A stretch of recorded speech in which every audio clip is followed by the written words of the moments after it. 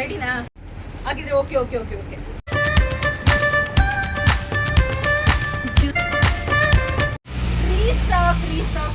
Restock ಯಾಕಪ್ಪ ಅಂತಂದ್ರೆ 1000ಗೆ 4 ಅಲ್ಲಿ ಅದ್ರಲ್ಲೂ 4 ತಗೊಂಡ್ರೆ 1 ಫ್ರೀ ಆಫರ್ ಅಲ್ಲಿ ತುಂಬಾ ಜನ ರಿಕ್ವೈರ್ಮೆಂಟ್ ಇಟ್ಟಿದ್ರಿ ಮ್ಯಾಮ್, ಮತ್ತೆ ರೀಸ್ಟಾಕ್ ಮಾಡಿಸಿ ಮ್ಯಾಮ್ ಅಂತ. ಮತ್ತೆ ಹೊಸ ಪ್ರಿಂಟ್ಸ್, ಹೊಸ ಕಲರ್ಸ್ ಅಲ್ಲಿ ಆಡ್ ಆಗಿದೆ.